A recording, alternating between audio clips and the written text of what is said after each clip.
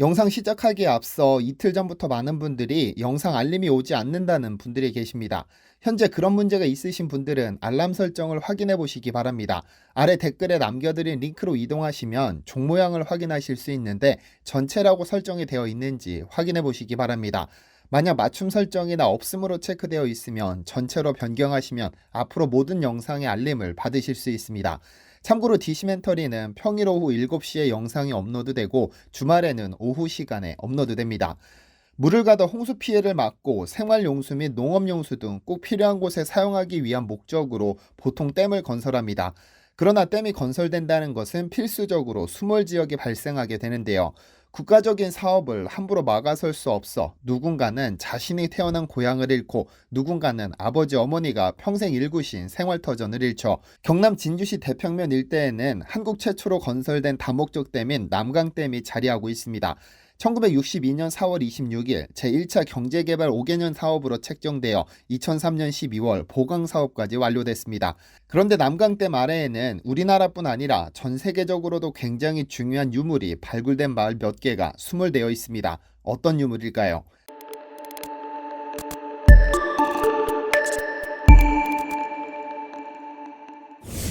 안녕하세요. 디스멘터리입니다.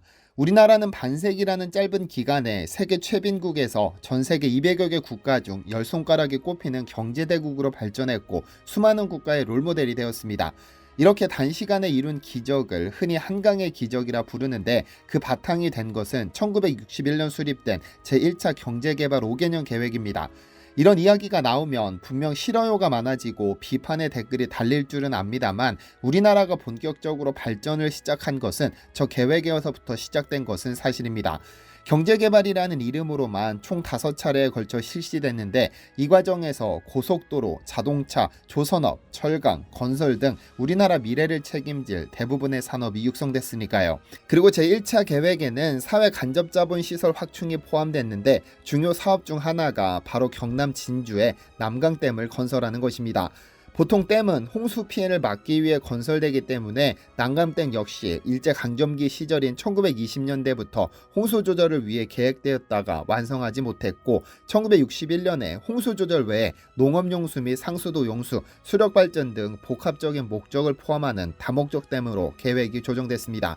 그리고 1962년부터 공사를 시작해 진주시를 중심으로 9개 면단위 지역을 수몰시키며 남강댐이 완성됐죠.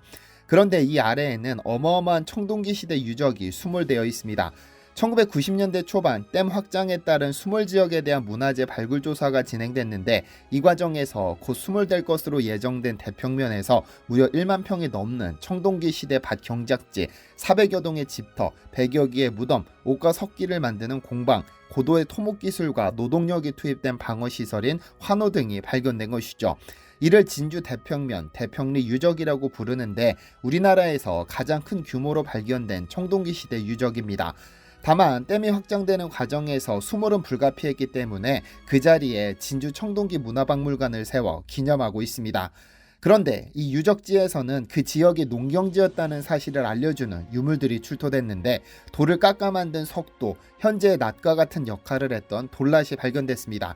그런데 그보다 더 놀라웠던 것은 흙무더기 속에서 불에 탄 곡물이 발견됐다는 점입니다. 그리고 그 중에는 한반도가 세계 역사에서 아주 중요한 위치에 있었다는 사실을 나타내주는 곡물이 있었습니다. 바로 콩입니다. 전 세계 곳곳에서 주식으로 하는 감자의 고향은 중남미의 안데스 산맥으로 알려져 있는데 그렇다면 콩이라는 작물의 원산지는 어디일까요?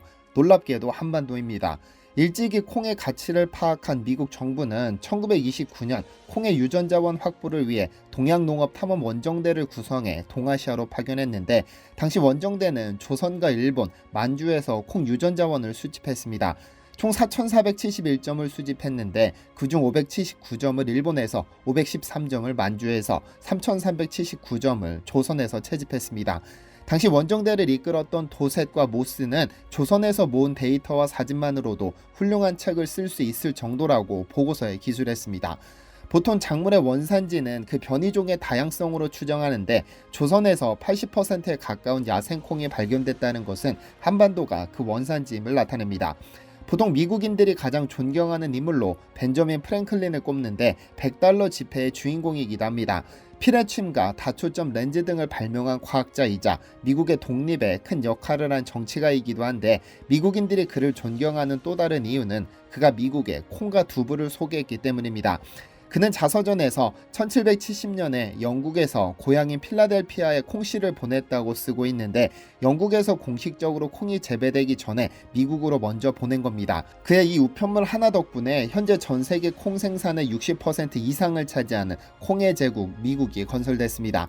그렇다면 한반도가 원산지로 알려진 콩이라는 작물은 인류에게 어떤 영향을 미쳤을까요?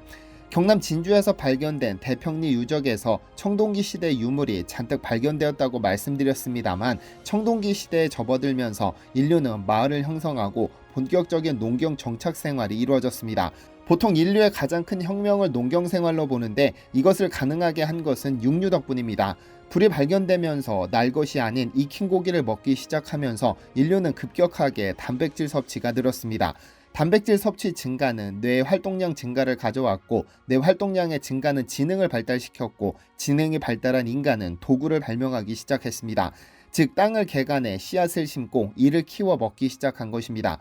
농경생활이란 인간에게 매일같이 목숨을 내걸고 맹수를 사냥하는 것보다 직접 먹을 식재료를 재배할 수 있게 함으로써 안전한 주거 생활을 가능하게 했습니다. 수렵 생활이 만족스러웠던 이들은 마을을 떠나 유목민이 되었고, 정착 생활이 만족스러웠던 이들은 평야의 터를 잡고 주거 생활을 시작했는데요.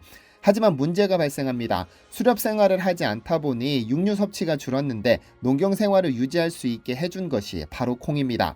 단백질과 지방은 인간의 몸을 구성하는 주요 성분인데, 콩에는 70%가 바로 단백질과 지방을 함유하고 있기 때문에 육류 대신 섭취할 수 있는 가장 훌륭한 단백질과 지방 공급원입니다.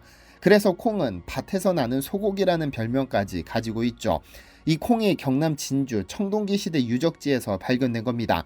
한반도에서 태어난 콩이 어느새 작물이 된 겁니다. 그렇다면 콩은 어떻게 서양에까지 전해져 미국을 콩의 제국이 될 수 있게 했을까요?